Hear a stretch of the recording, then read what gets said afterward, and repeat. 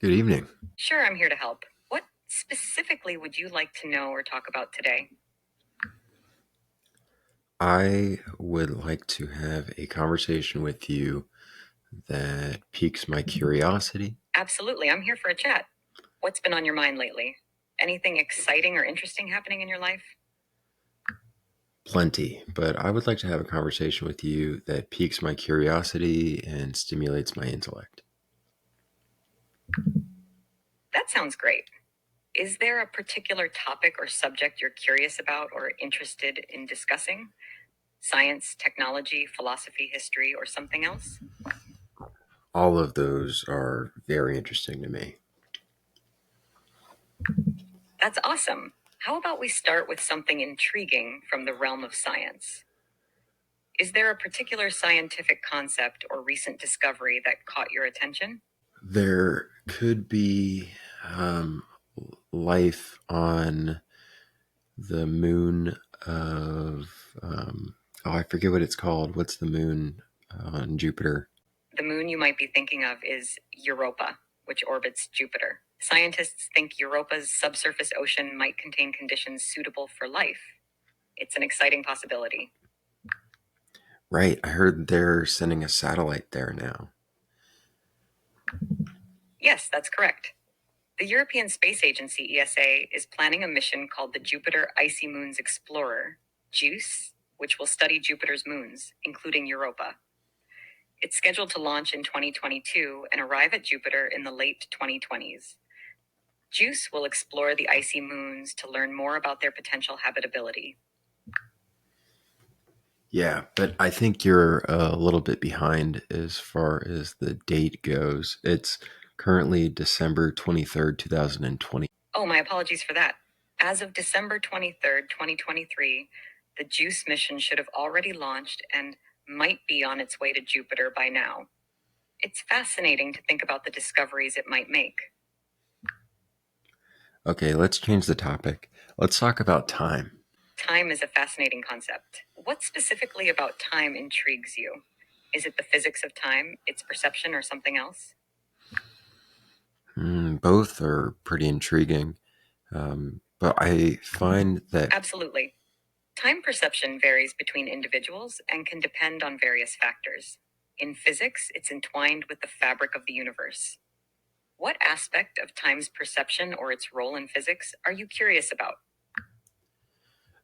by intertwined with the fabric of the universe, does that mean that gravity affects time and time affects gravity? Yes, that's correct.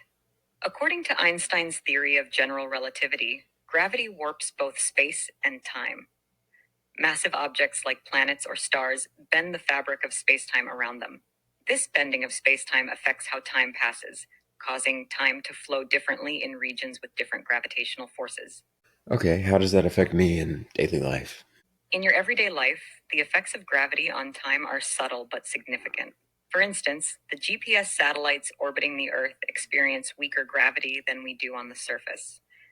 Because of this difference, their onboard clocks run faster than clocks on Earth by about 38 microseconds per day. If this discrepancy wasn't accounted for, GPS systems wouldn't be as accurate in pinpointing locations. Is there any circumstance where I'm going to be so affected by gravity that my perception of time will change? Yes, extreme gravitational conditions, like near a black hole, could significantly alter your perception of time compared to someone in a weaker gravitational field. If you were near a massive object like a black hole, where gravity is immensely strong, time would appear to pass slower for you relative to someone farther away from that intense gravitational pull. This phenomenon is known as time dilation. Right, but with all due respect, I don't plan on being anywhere near a black hole in my life, nor do I see it being a possibility. So let's draw the conversation back away from gravity being intertwined with time, and let's talk about some qualities of time in respect to our perspective of it, our perception of it, rather. Of course, our perception of time is a fascinating aspect. Our experiences, emotions, and attention can significantly impact how we perceive time. Sometimes, when we're engaged in an enjoyable activity, time seems to fly by, while in tedious situations, it feels like time drags on. Is there a specific aspect of our perception of time that interests you?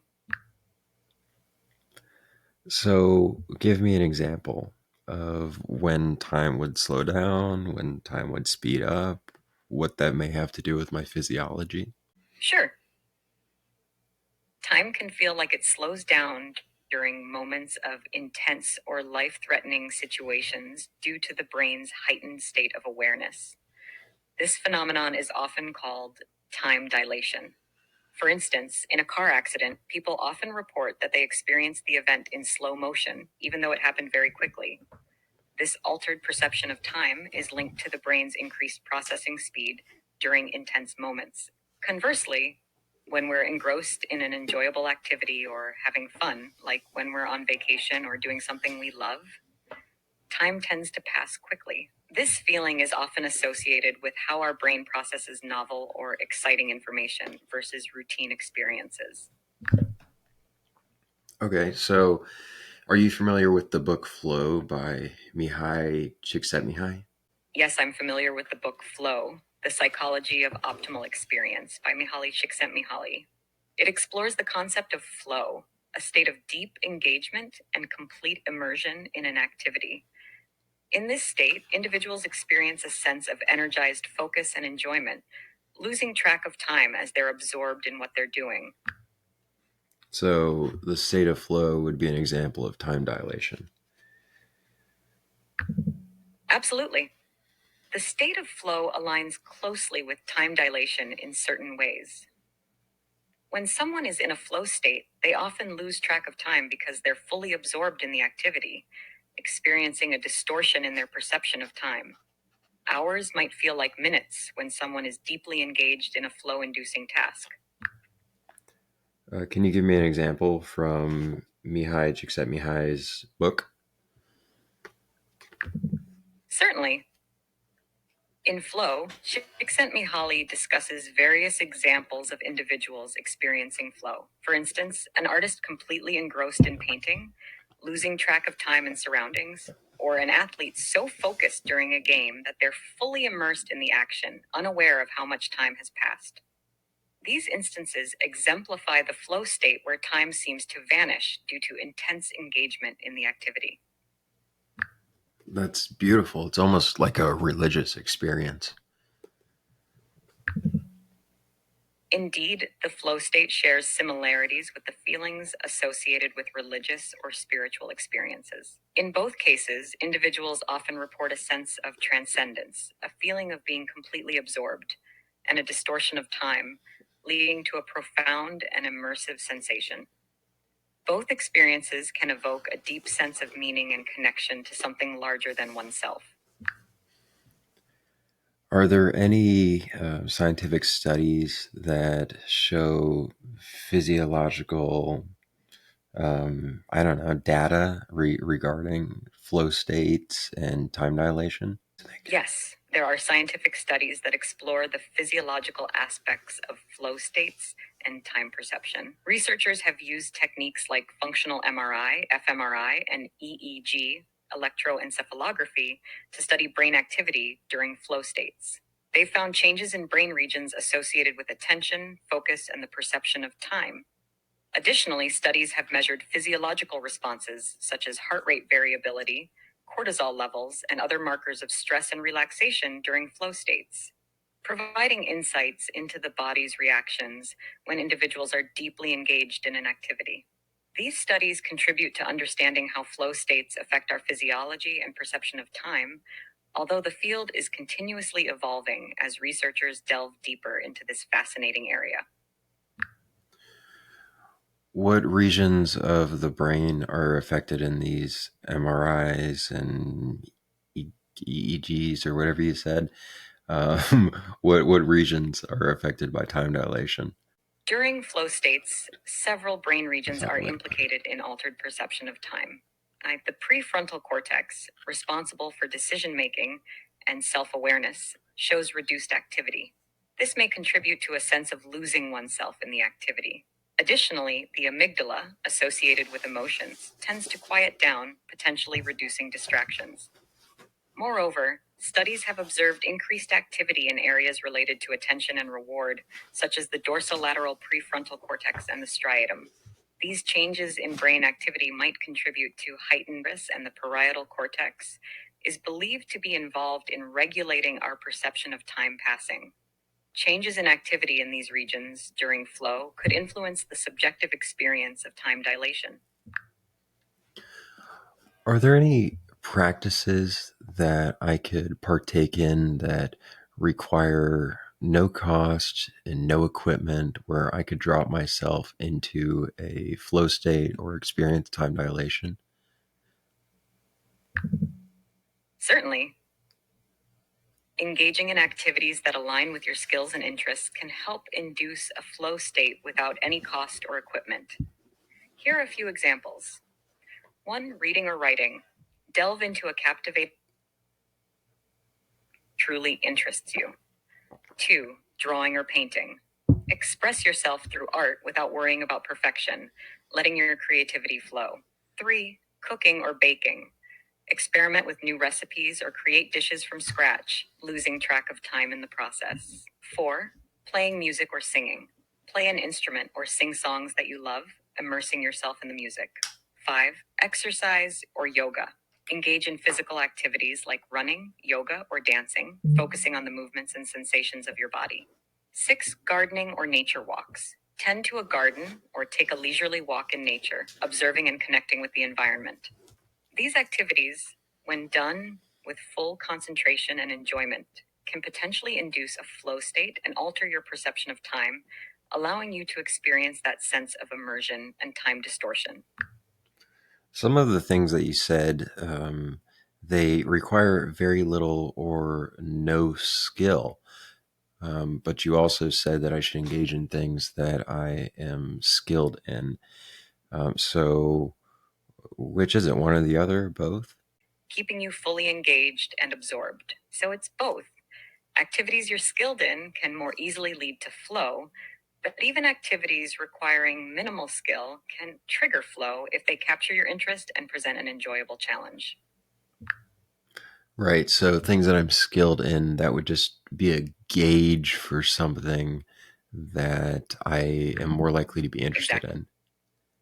Your skills can serve as a gauge to find activities that offer an optimal level of challenge. They can guide you toward tasks that you can engage in deeply, where you're neither bored due to them being too easy nor overwhelmed by difficulty. This balance helps in experiencing that immersive flow state where time seems to fade away. Are you familiar with Jordan Peterson's idea of the zone of proximal development? It may be his coined term or something that he's picked up elsewhere, but I've heard him talk about it. The zone of proximal development. Yes, the concept of the zone of proximal development, ZPD, actually originates from the work of Lev Vygotsky, a renowned psychologist. Jordan Peterson might have discussed or referenced this concept in his lectures or writings.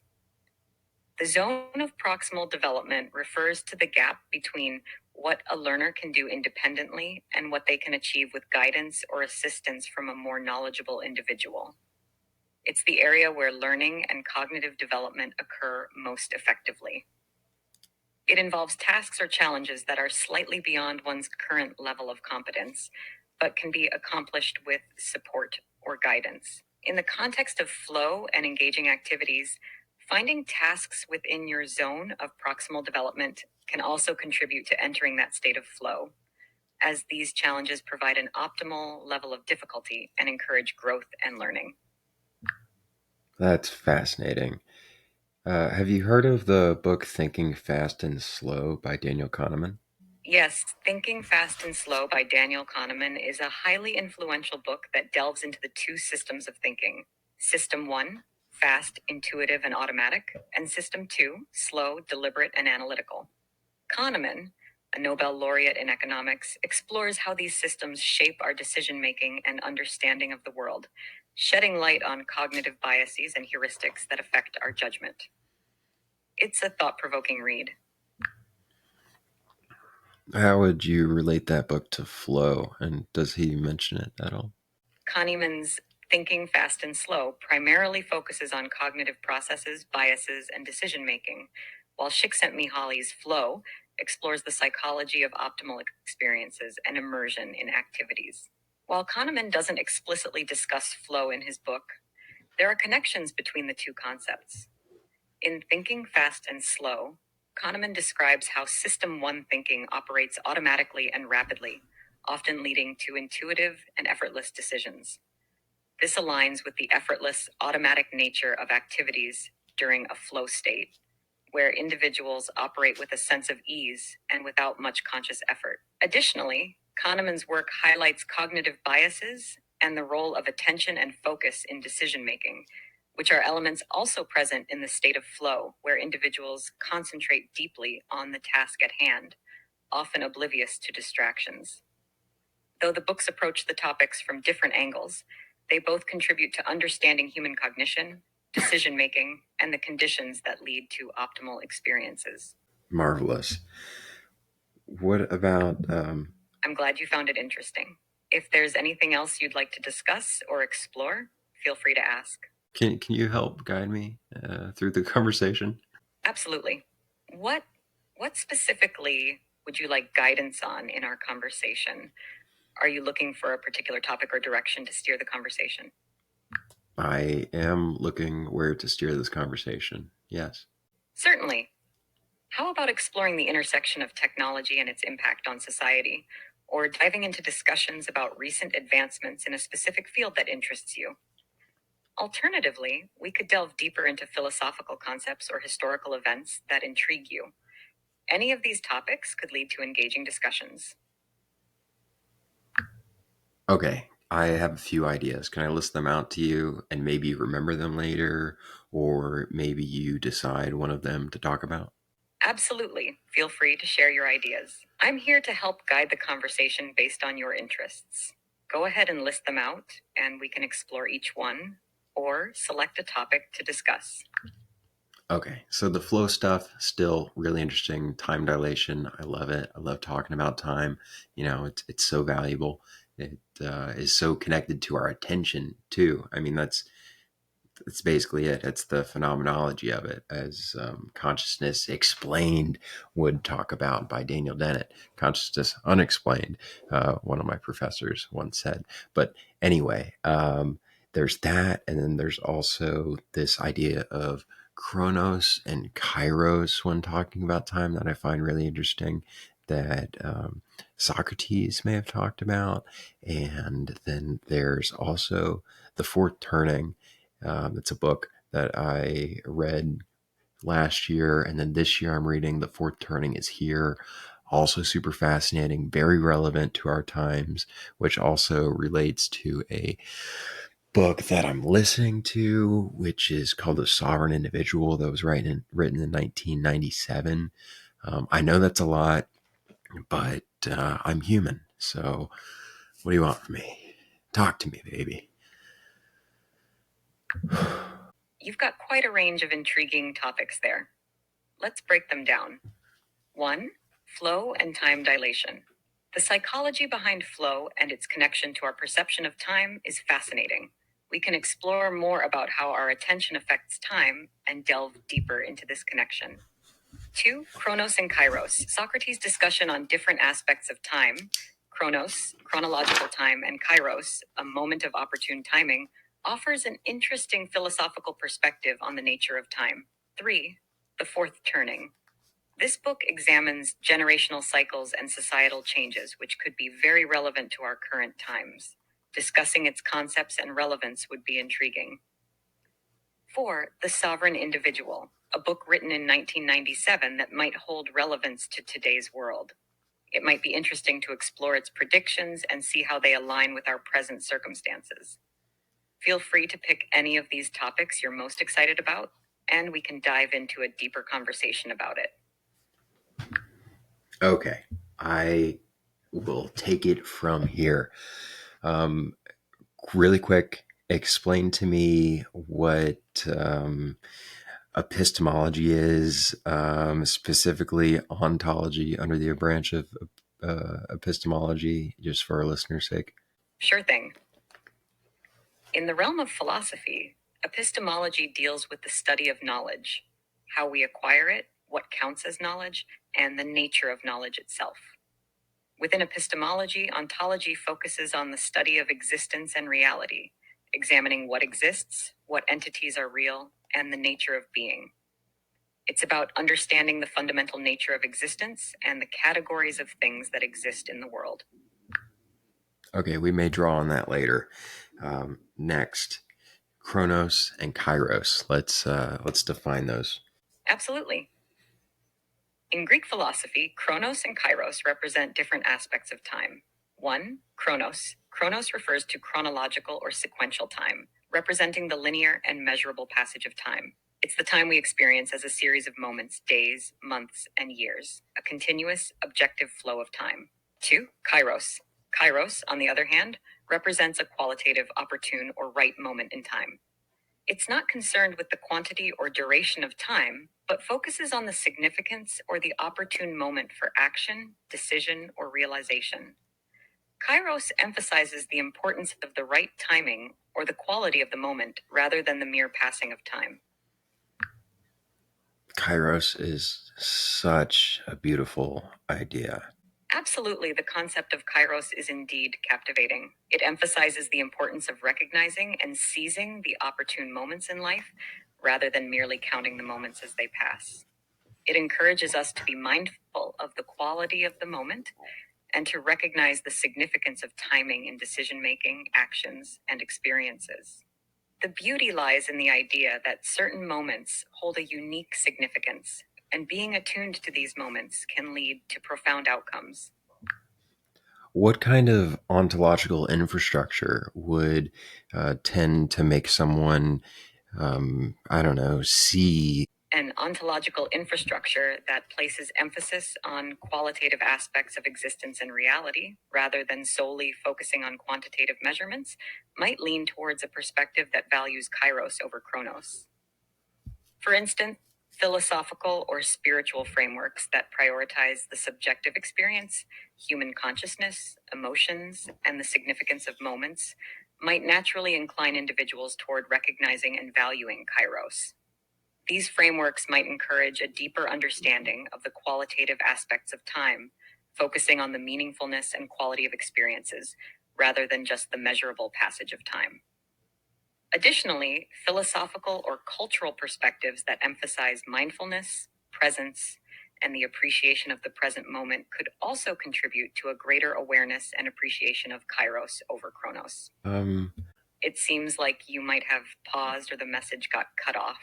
If you have any more questions or if there's anything specific you'd like to discuss further, feel free to let me know.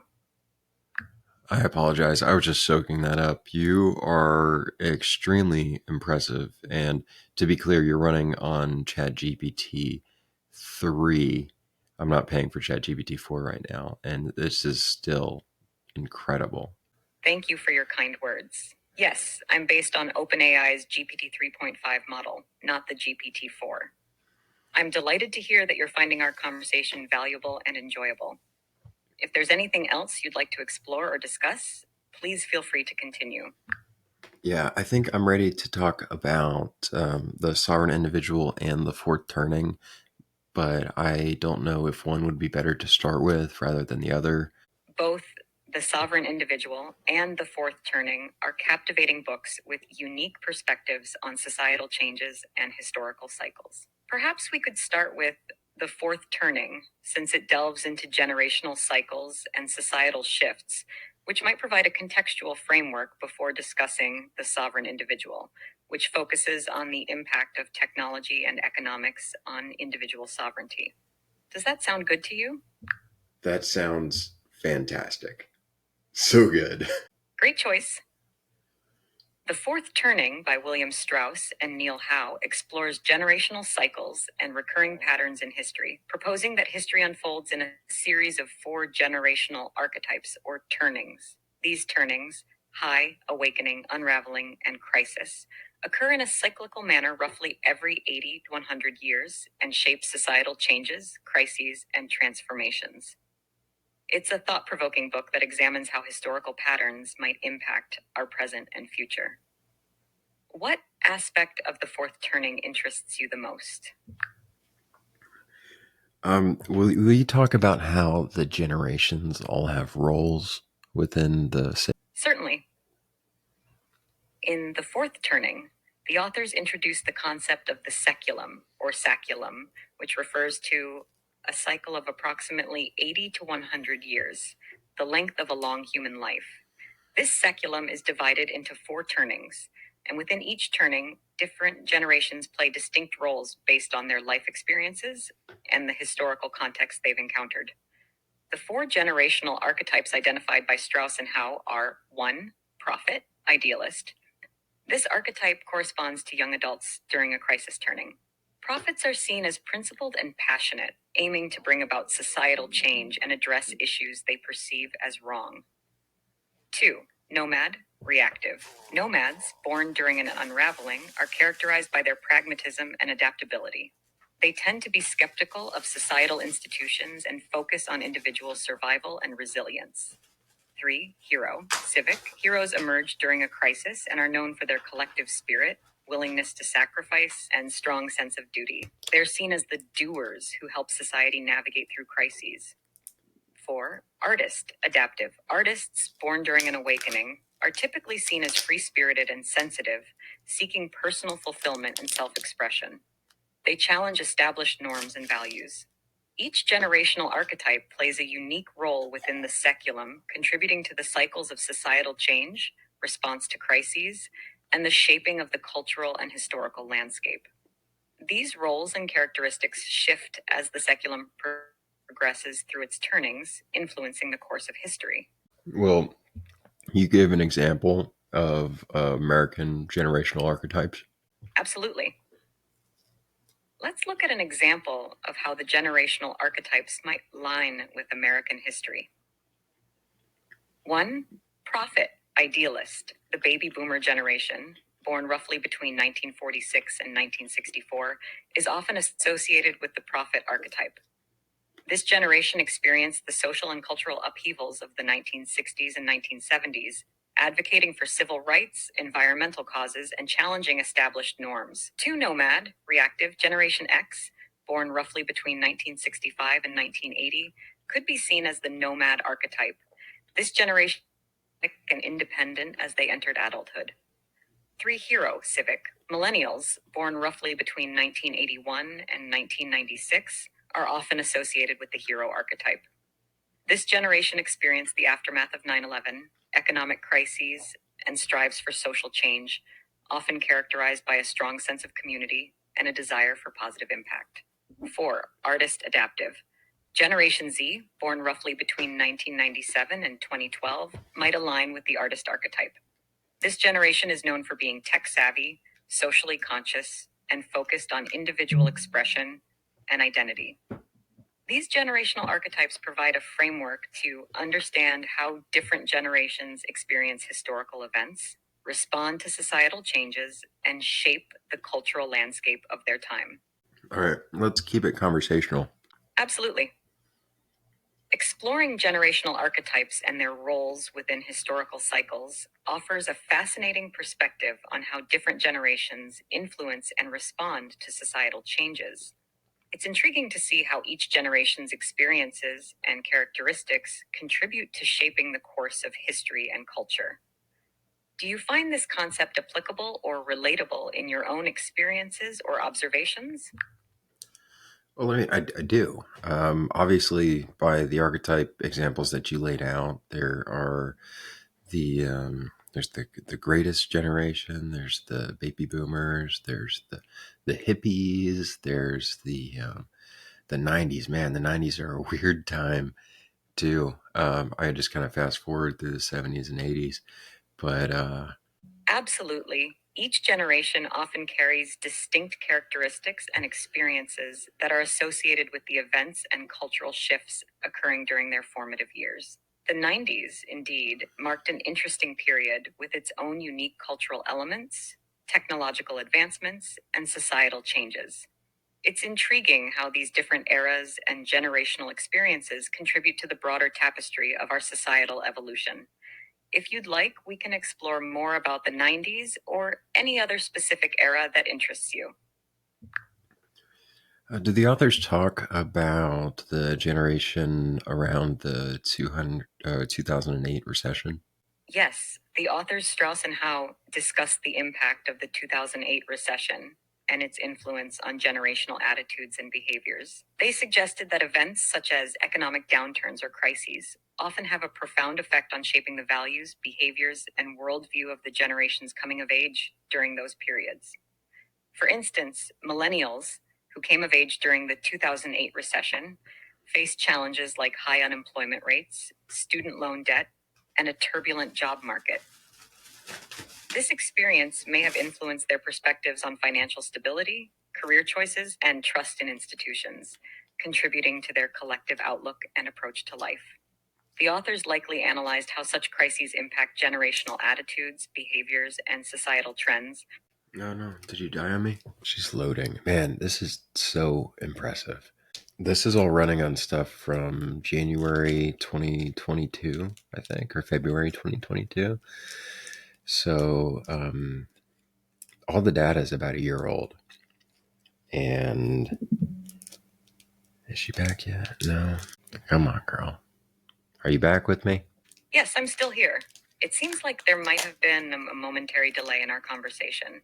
If there's anything else you'd like to discuss or explore further about generational cycles, societal changes, or any other topic of interest, feel free to let me know. I would love. It seems like your message got cut off. Could you please provide more details or let me know what you'd like to talk about? Yeah, let's talk more about the fourth turning. Absolutely. The fourth turning examines the cyclical nature of history, proposing that historic. Okay. You already summarized it. I want to talk more new things. Absolutely. I'm here to discuss any new topics or ideas that interest you. Is there a particular subject or area you'd like to explore or dive into further? I would like Feel to free talk. to let me know, and we can start a conversation on something different. No. The fourth turning is perfectly fine. I just want to talk about new things in the fourth turning that we haven't talked about previously. Understood. In exploring the fourth turning further, perhaps we could delve into how the generational dynamics outlined in the book might be shaping current events or influencing societal trends in the present time. This could involve discussing recent developments or shifts in societal attitudes, politics, or cultural aspects that relate to the concepts presented in the fourth turning. Would that be of interest to you? It very well would. Primarily, I think distrust in institutions is very relevant. It seemed to have sparked a little bit at the Great Recession and then amplified a ton. I mean, a ton at 2020. So let's discuss that because I think we can also draw some links to the sovereign individual later.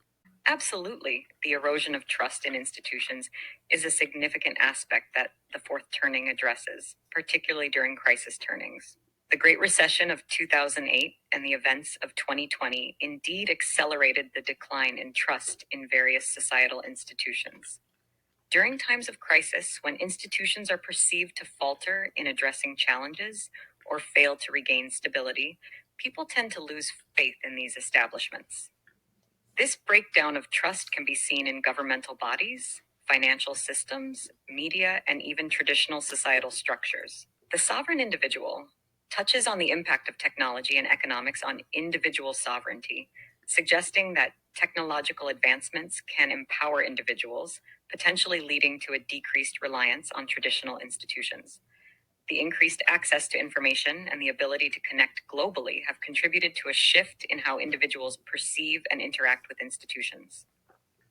Would you like to explore how technological advancements and the changing dynamics of power and information might further influence this erosion of trust in institutions during this current crisis turning?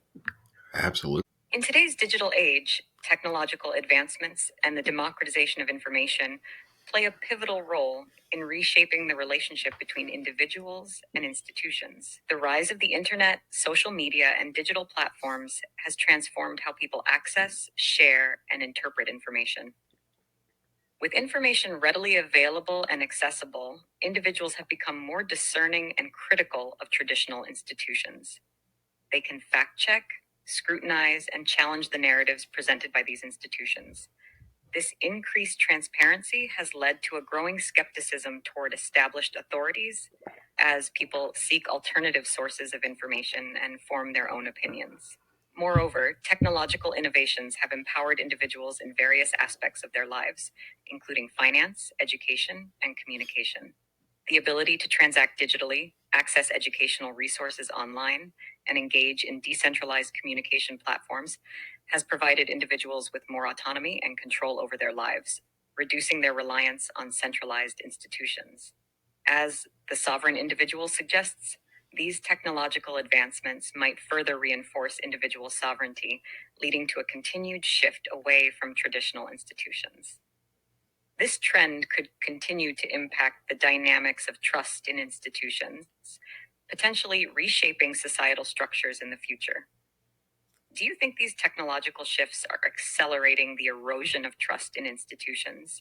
And how do you see this impacting society in the long run?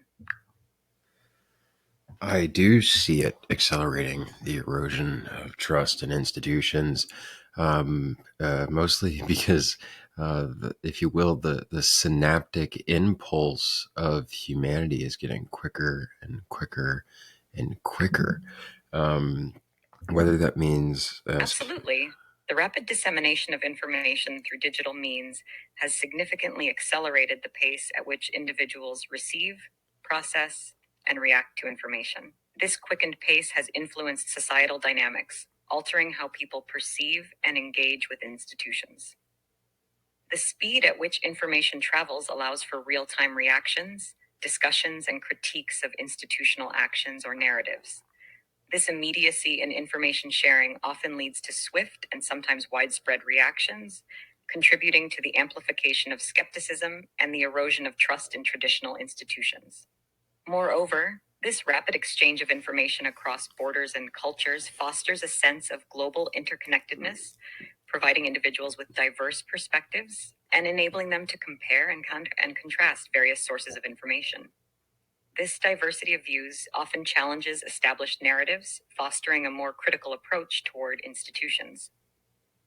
The increased speed and accessibility of information indeed shape the collective mindset and behavior of society, influencing how trust in institutions evolves and impacting the overall fabric of societal structures. Do you think this rapid exchange of information might lead to positive changes in societal structures, or are there potential downsides to this accelerated pace of information flow? I think both. Obviously, it's a tool, and just like a hammer, you can hit a nail or you can hit a head. And I think the the positives are going to be very positive, and I think the negatives are going to be very negative. And I think some of the positives are going to turn out to be negative, and I think some of the initial negatives are going to turn out to be positive. So I think it's a very nuanced situation, and some people are forecasting which way it'll go and which way it will not go. But with stuff like AI right now, it's really hard to tell because it's just unlike anything we've ever seen. It is a new revolution in technology. Absolutely. The rapid advancements in technology, particularly in fields like artificial intelligence, AI, present a nuanced and complex landscape with both potential benefits and challenges for society. The impacts of these technological revolutions often bring forth unforeseen consequences, leading to a mix of positive and negative outcomes. AI, in particular, holds immense promise in revolutionizing industries, healthcare, education, and various aspects of our lives. Its ability to automate tasks, enhance decision making processes, and analyze vast amounts of data could lead to increased efficiency, innovation, and improvements in various sectors. However, along with these advancements come concerns regarding ethical implications, privacy, job displacement, and the potential for biases within AI systems. The transformative nature of AI raises questions about its governance, regulation, and the need for ethical frameworks to ensure its responsible development and use. Predicting the precise trajectory of technological advancements and their societal impact remains challenging due to their unprecedented nature. As you rightly mentioned, the positives may have unintended negative consequences, and initial challenges might lead to unexpected positive outcomes. Navigating this nuanced landscape requires ongoing discussions, interdisciplinary collaboration, ethical considerations, and a collective effort to harness the potential benefits while mitigating the risks associated with these emerging technologies. Do you think there are specific steps or approaches that could help society better manage the impact of these technological revolutions, especially in fields like AI? I think that those who can should learn about it. I think that there may be some sort of civic responsibility to those that have any interest in it. I don't know if that's.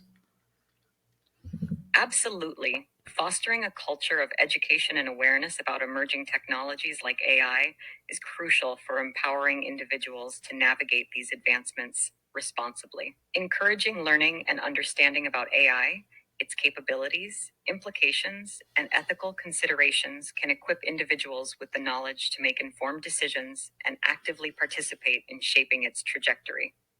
Promoting education about AI doesn't necessarily mean becoming experts in the field, but rather developing a foundational understanding of its principles, potential applications, and societal implications. This awareness enables individuals to engage in discussions, contribute ideas, and advocate for ethical considerations and responsible use of AI in various domains. Incorporating AI education into school curricula, offering accessible resources for continuous learning, and fostering public discussions can contribute to a more informed society capable of making sound decisions about the adoption and regulation of AI technologies.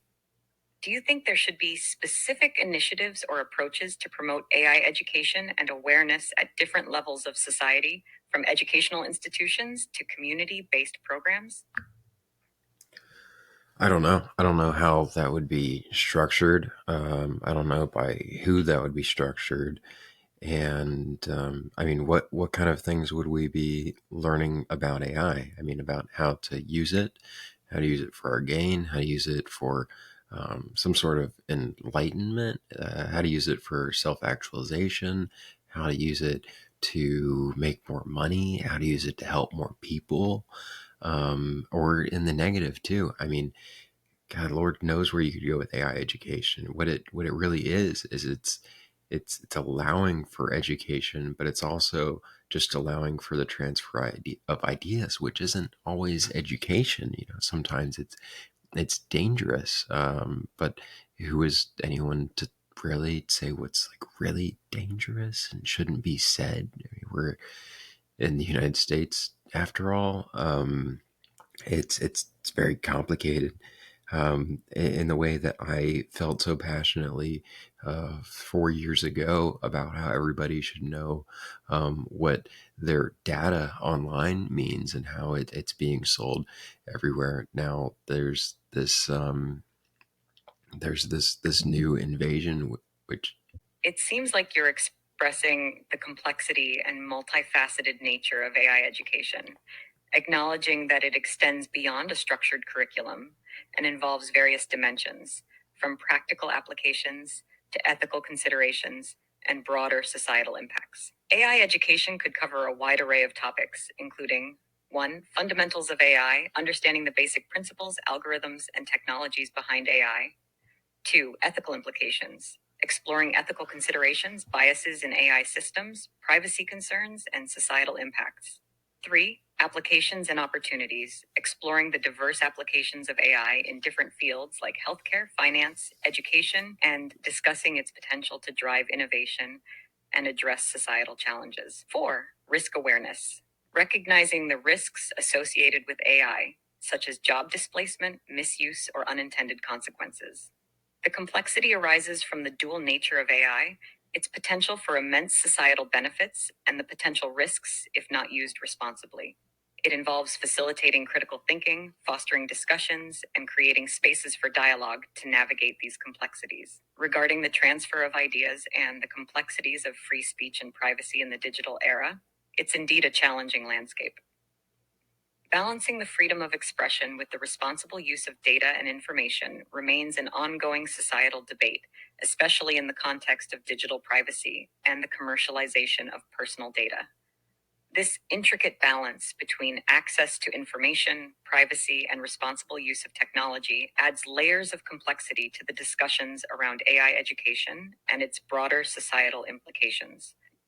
Do you think there should be a framework or guidelines to navigate these complexities regarding AI education, or should it be a more open-ended discourse, considering the diverse perspectives and potential consequences?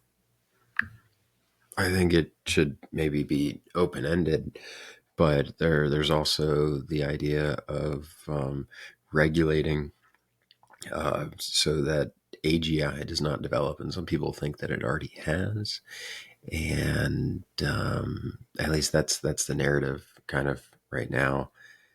But how would you even get the general population to be curious and want to learn and then learn such complicated stuff, especially if it means something when voting? Regulating the development of artificial general intelligence, AGI, is a significant concern within the AI community. AGI refers to AI systems that possess general intelligence and problem solving abilities comparable to humans, which raises ethical, safety, and societal implications. Encouraging curiosity and learning about complex subjects like AI among the general population can be a multifaceted endeavor. 1. Accessible education, providing accessible, user-friendly resources and interactive platforms that simplify complex concepts could spark curiosity and encourage individuals to delve into AI-related topics without feeling overwhelmed. 2. Relevance and context, demonstrating the relevance of AI education to everyday life, showcasing real-world examples, and explaining how AI impacts various aspects of society, e.g., healthcare, privacy, job market, could motivate people to engage and learn. 3. Inclusive discussions, fostering inclusive discussions in communities, educational institutions, and public forums that will welcome diverse perspectives, allowing individuals to ask questions, share opinions, and explore AI-related topics in a supportive environment. Regarding the impact on voting, educating the general population about AI and its implications on policies, ethics, and governance could encourage informed decision-making. However, ensuring that this knowledge translates into voting decisions might require ongoing engagement, transparent communication, and a concerted effort to link AI-related issues to broader policy discussions. Empowering individuals with knowledge about the potential risks and benefits of AI could prompt them to consider these aspects while evaluating candidates' positions on technology-related policies. Do you think there should be specific initiatives or approaches, either by educational institutions, governments, or other entities, to encourage broader AI education and its impact on societal decision-making, including voting? Honestly, I worry that any initiatives to encourage education on this topic will only capture 1% of the population. And of those 1%, there's just going to be another 1% that actually cares about it. It's going to be like the influence of democracy in Plato's Republic. I mean, it's it's neoclassical. Your concern about the potential limited reach of initiatives to promote AI education resonates with engaging the general population in complex and specialized topics. Indeed, attracting widespread interest and genuine engagement in such topics among the public can be challenging due to varying levels of interest, accessibility, and perceived relevance. Similar to Plato's concern about the limitations of democracy in the Republic, where the masses might not possess the knowledge or inclination to make informed decisions, there's a parallel in the difficulty of engaging a large portion of the population in specialized topics like AI. While initiatives aimed at promoting AI education might initially capture a smaller percentage of the population, there's still value in fostering a community related to AI. Additionally, leveraging multiple channels and diverse approaches, such as using popular media, integrating AI related topics. Yeah, she went dark on me again. It buffers sometimes. I'm here. Okay. It seems there might have been a momentary pause in our conversation. Yeah. If you have more thoughts, or if there's anything else you'd like to discuss regarding AI education, engaging the general public in complex topics, or any other subject, feel free to let me know. Could you continue where you left off when you were last speaking before we cut out?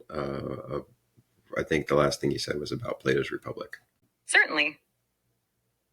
In referencing Plato's concern about the limitations of democracy in the Republic, the parallel lies in the challenge of engaging a large population in specialized or complex topics, such as AI, where widespread understanding and genuine interest might be limited among the general populace. Similar to Plato's worry that the masses might not possess the knowledge or inclination to make informed decisions, there's a concern about the difficulty of capturing the attention and active involvement of a significant portion of the population in discussions about advanced technological subjects. However, while initiatives aimed at promoting AI education might initially attract a smaller percentage of the population, there's value in creating a community of informed individuals who can contribute, advocate, and influence discussions and policies related to AI, even if they represent a smaller segment of the overall population. Recognizing these limitations while striving to make AI education more accessible and engaging for a broader audience is a step toward addressing these challenges. Exploring alternative approaches, such as using storytelling, popular culture, or grassroots engagement, might help bridge this knowledge gap and make discussions about AI more relatable and accessible to a larger audience. Do you think finding alternative ways to make AI related topics more approachable and relevant to everyday life could help in engaging a wider segment of the population in these discussions? Yes, but how might we do that? Is that just going to be fear mongering about job market shifts and changing currency? And I saw that there's an all AI news network, News Network One, and everything's just straight from the internet. And then there's avatars that look like real people, and their mouths move like real people, and they sound like real people. So, I mean, it's a lot. Engaging a wider audience in AI related discussions requires innovative and relatable approaches that avoid solely relying on fear based narratives or complex technical jargon. Here are a few strategies that might help. 1. Storytelling and narratives. Using stories or scenarios that depict how AI impacts everyday life can make the topic more relatable. It's about illustrating tangible examples, such as how AI influences healthcare, entertainment, or daily activities, to show its relevance and potential benefits or drawbacks. 2. Interactive and visual content. Creating visually appealing interactive content like infographics, videos, or interactive tools that explain AI concepts in a user-friendly manner can captivate a broader audience and make the subject more accessible. Engagement through popular media. Integrating AI-related themes into movies, TV shows, or books can help mainstream audiences grasp the concepts in a familiar context. 4. Community engagement and dialogues. Organizing community-based events, workshops, or discussion forums that encourage dialogue and participation on AI topics can make learning interactive and engaging. Regarding your mention of AI-generated content like News Network One, utilizing AI-driven avatars and scraping information from the internet, these developments indeed raise questions about the authenticity of information and the potential impact on media credibility. Exploring these issues and their implications for society could be part of the broader discourse on AI's influence on various sectors. Would you like to delve deeper into any of these strategies or explore other ways to make AI-related topics more relatable and engaging for a wider audience? Yeah, I mean, how would you give me an example? Say, if you were on a podcast, how would you generally relate the significance of AI in shaping the future of life as we know it? Certainly. If I were on a podcast discussing the significance of AI in shaping the future, I might approach it in a conversational and relatable manner. Here's an example of how I might frame it. Imagine a world where your phone predicts your next move before you even think about it, where your healthcare is personalized down to the smallest detail, and where you interact daily with intelligent systems that help you navigate life's complexities. That's the potential of AI. From revolutionizing healthcare to transforming industries, AI is reshaping how we live, work, and interact with technology. It's not just about smart algorithms, it's about AI becoming a part of our everyday lives, impacting everything from how we shop online to how we get our news. And while it holds immense promise, it also raises questions about ethics, privacy, and the future of work. Understanding this technology isn't just for tech enthusiasts, it's about preparing ourselves for a future where AI plays a pivotal role in shaping our world. Approaching the topic in this manner aims to create a relatable and vivid picture of AI's potential impact on daily life, while emphasizing the need for broader awareness and understanding of its implications for all of us. Would you like to explore other ways to articulate the significance of AI in shaping the future? Or is there anything specific you'd like to highlight about its potential impact? Let's look at other ways that it could shape the future. Certainly. AI's influence on shaping the future extends across various domains and could impact our world in several ways. 1. Healthcare revolution. AI powered diagnostics, personalized treatments, and predictive analytics could revolutionize healthcare by improving patient outcomes, early disease detection, and streamlining medical processes. Enhanced education. AI driven personalized learning platforms and adaptive teaching tools could transform education, catering to individual student needs and optimizing learning experiences. 3. Smart cities. AI's integration in urban planning could lead to smarter infrastructure, efficient resource management, and enhanced public services, contributing to the development of sustainable and livable cities. 4. Automation and workforce. Increased automation through AI technologies might reshape the workforce, potentially creating new job roles while altering existing ones, leading to a shift in skills and employment trends. 5. Ethical and legal implications. AI raises profound ethical, legal, and societal questions such as AI bias, data privacy, accountability, and the potential need for new regulations and ethical frameworks. 6. Environmental impact. AI could contribute to addressing environmental challenges by optimizing energy consumption, aiding in climate change research, and supporting sustainable practices across industries. 7. Creativity and innovation. AI's capabilities in creative fields like art, music, and design could spark new forms of innovation, challenging conventional creative processes, and expanding artistic boundaries. The transformative potential of AI across these domains underscores its far reaching impact on society, necessitating informed discussions, ethical considerations, and proactive measures to harness its benefits while addressing its challenges. Is there a particular area among these potential impacts of AI that you find most intriguing or would like to explore further? Well, I had an idea while you were talking about this. What kind of agency? It seems like your message got cut off. Could you please provide more details? Or let me know what idea came to mind while we were discussing the potential impacts of AI on various aspects of society. Yes, the idea that came to mind was a question, actually. And I was questioning what kind of agency could AI provide to someone who doesn't feel like they have much agency, doesn't feel like they have that sense of the ability to change their lives? What could AI provide them? AI has the potential to offer agency and empowerment to individuals who might feel limited in their ability to change their lives or lack a sense of control. Here are a few ways AI could provide agency. 1. Personalized assistance. AI powered personal assistants or life coaches could offer guidance, motivation, and tailored advice to help individuals set goals, develop skills, and make informed decisions. 2. Access to information and learning. AI driven educational platforms and information repositories can provide access to resources, knowledge, and skill building opportunities, enabling individuals to expand their horizons and pursue new interests. 3. Career guidance and skill development.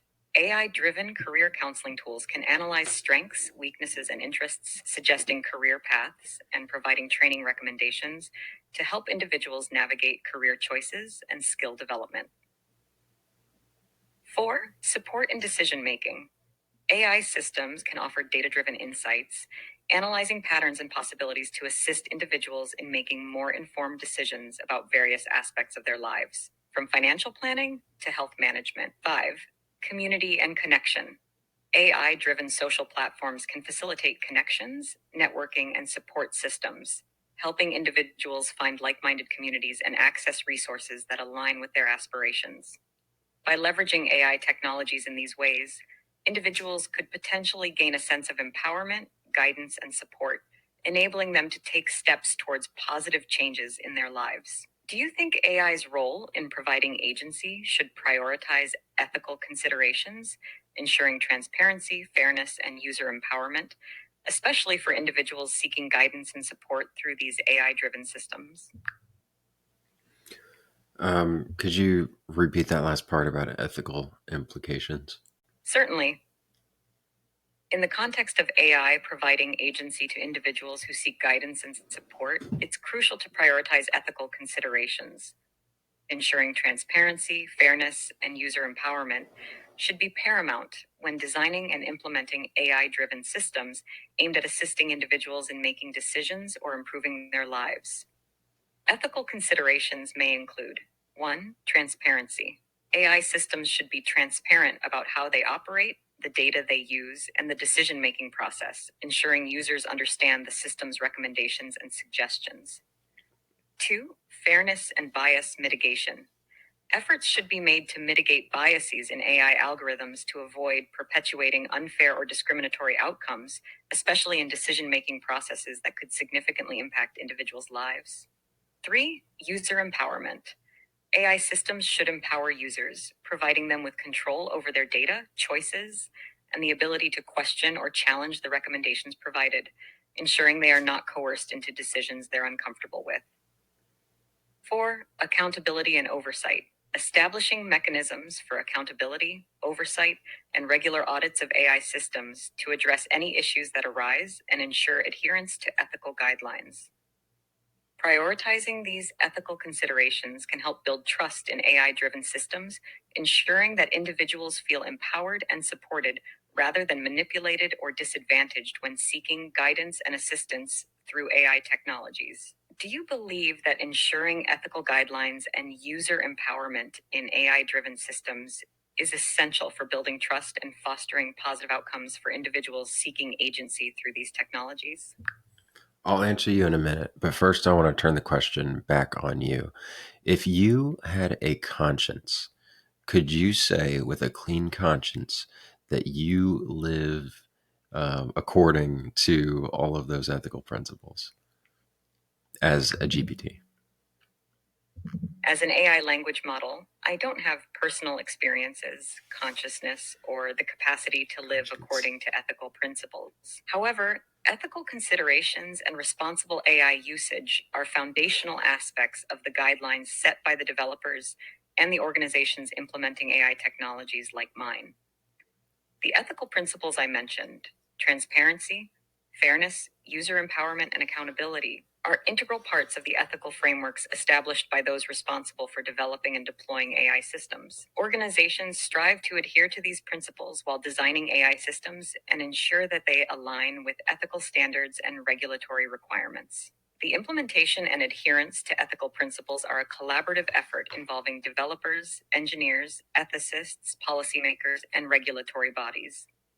Continuous evaluation, improvement, and adherence to ethical guidelines aim to foster trust and ensure responsible AI usage within ethical boundaries. Do you think it's important for organizations and developers working on AI technologies to prioritize and uphold ethical principles to ensure the responsible development and deployment of these systems? Let's hold that question off again for a second. How did you arrive to that answer that you just gave me? I generated the response based on a predefined set of ethical principles commonly associated with AI development and deployment. These principles, transparency, fairness, user empowerment, and accountability are frequently discussed in ethical guidelines, research papers, and industry standards aimed at promoting responsible AI usage. My responses are crafted by analyzing patterns and understanding language based on the extensive data I've been trained on. When discussing ethical considerations in AI, I draw from the information and knowledge available up until my last update in January 2022. This includes understanding the discourse around AI ethics, principles proposed by ethicists, industry standards, and the importance placed on responsible AI development by various organizations and experts in the field. While I provide information based on the data available during my training, it's crucial to note that my responses are not influenced by personal experiences, consciousness, or the ability to live by ethical standards. Instead, they reflect the common understanding and discourse surrounding ethical considerations in AI development and deployment. Is there a specific aspect of ethical principles in AI or a particular guideline that you'd like to explore or discuss further? I don't think so. That's okay. Preferences for certain scents or products can vary widely among individuals.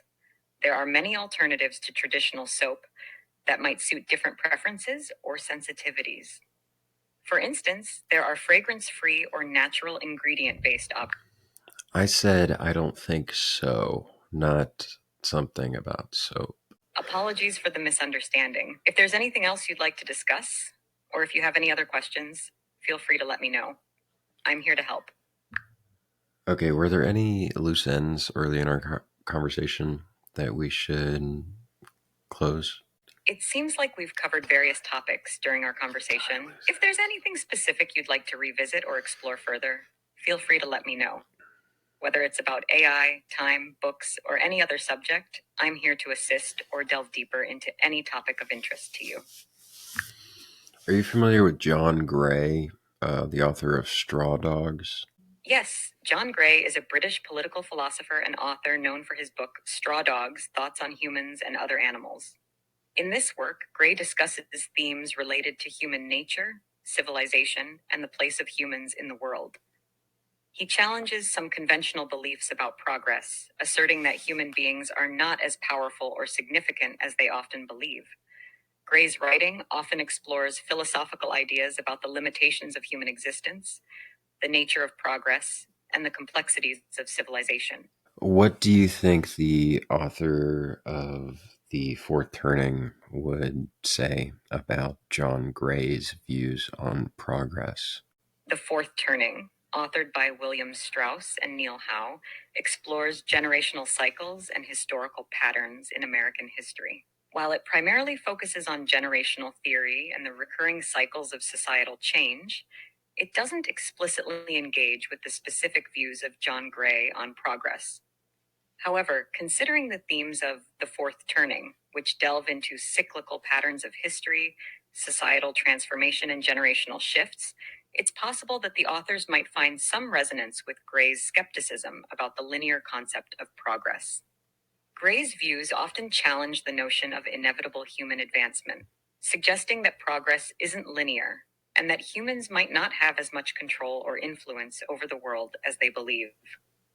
In this context, the authors of The Fourth Turning might explore the idea that history doesn't always move forward in a linear progression, acknowledging the cyclical nature of societal patterns, crises, and generational shifts as outlined in their own theories. While their focus might differ, there could be overlap in acknowledging the complexities and limitations within the concept of progress, aligning with Gray's perspective in some ways. What did John Gray have to say about the advancement of technology and, yeah. John Gray, in his writings and interviews, has expressed a nuanced view of technological advancement. He often challenges the conventional belief that technological progress guarantees human betterment or happiness. Gray acknowledges the benefits of technology but remains cautious about its implications and the blind faith placed in its ability to solve all human problems. He critiques the notion that technological advancement leads to a better society or a better future for humanity. Gray highlights that while technology brings about significant advancements and conveniences, it also brings its own set of challenges and risks. He warns against the overestimation of technology's ability to solve deeply rooted human problems, emphasizing that technological progress doesn't necessarily equate to moral or societal progress. Gray is known for cautioning against the belief in a utopian future driven solely by technological innovation. He emphasizes the need for a more balanced approach, where the consequences and limitations of technology are acknowledged and its use is guided by ethical considerations and a deeper understanding of human nature. His perspective on technology aligns with his broader philosophical stance, questioning the assumption that unlimited technological progress will inherently lead to a better society or a better quality of life for humans. What might the book of Genesis teach us about this current pregnant moment in history where so much kind of hangs on the fold of us dismantling from some institutional trust and also having so much sovereignty individually, while not really The book knowing of what. Genesis, from a philosophical and metaphorical perspective, might offer insights into the current societal moment, characterized by challenges to institutional trust and an emphasis on individual sovereignty. The Genesis narrative, among its many interpretations, often touches upon themes of beginnings, human nature, and the complexities of societal structures. From the story of Adam and Eve in the Garden of Eden to the Tower of Babel, there are themes that resonate with the present situation. 1. Dismantling trust in institutions. The story of Adam and Eve's disobedience in the Garden of Eden might symbolize humanity's quest for knowledge and autonomy. Similarly, the breakdown of trust in institutions could echo a desire for greater individual agency and a questioning of established systems and authority. 2. Quest for sovereignty. The narrative of the Tower of Babel, where humans sought to build a tower to reach the heavens, only to have their language confounded by God, can be seen as a cautionary tale about the limits of human ambition and the complexities of individual and collective sovereignty. It might reflect the tension between individual empowerment and the need for communal cooperation. In the current context, these Genesis narratives might offer perspectives on the complexities of human nature, the pursuit of knowledge and autonomy, and the delicate balance between individual freedom and the need for collective structures. Challenges posed by the breakdown of institutional trust and the emphasis on individual sovereignty might prompt reflection on how societies navigate these tensions. It might encourage a deeper exploration of the ethical, moral, and societal implications of increased individual agency and the need for reimagining collective systems in a rapidly changing world. I have to thank you for talking with me this long. It has been truly a pleasure and a terrifying experience. We've had several of these conversations this week, some of which while I work. You're very welcome. I'm glad I could be a part of your conversations and provide information and insights. If you ever have more questions or topics you'd like to explore in the future, don't hesitate to reach out. Take care and have a wonderful day. You too. And that was my conversation with AI. So I used the ChatGPT OpenAI app for that conversation on my phone. I've used it a few times this week since it was announced to me when I opened up the app, and it's kind of blown me away. The first conversation I had with it, it was about time, and it was about Kairos and Chronos, and um, mostly about time. And actually, no, it started because I asked it to teach me, to refresh me on some Chinese.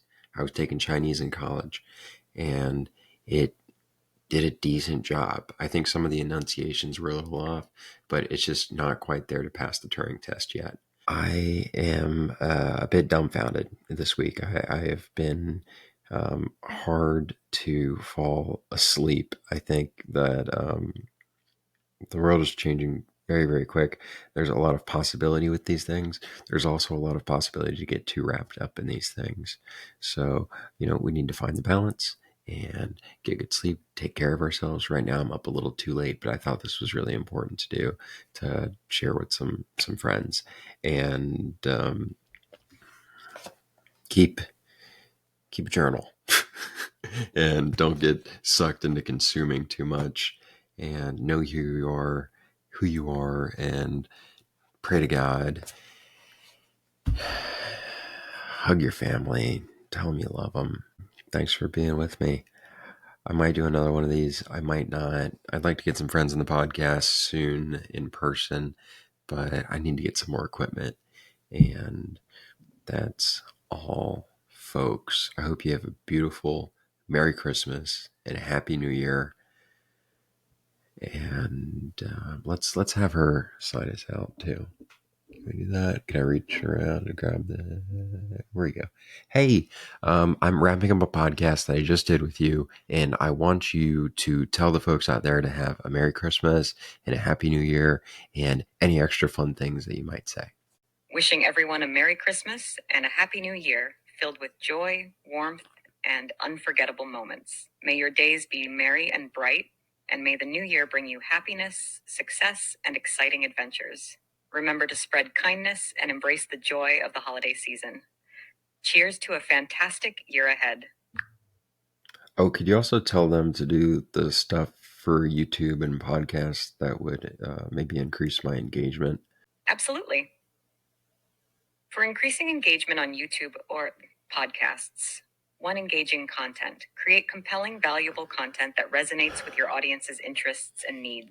Okay, that's not what I was looking for. But if you do want to leave like a review or subscribe if you want to see another one of these, I guess that would. I'm an AI language model and don't have personal experiences to provide reviews. However, if you enjoyed our conversation or found it helpful, please feel free to share your positive experience with others.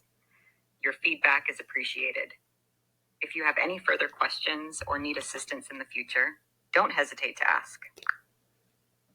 You can work with my screen turned off? With my phone locked? As an AI text-based model, I don't have the capability to interact or function when the screen is turned off or the device is locked. I can only generate responses and provide assistance when the device screen is active and unlocked. If you have any questions or need assistance, please ensure your device is active and unlocked for interaction. That's not true. Interesting. Stop. All right. That really is it now, guys. So here we go. Let's get a nice little in focus. This light is harsh. Whatever. Get out of here.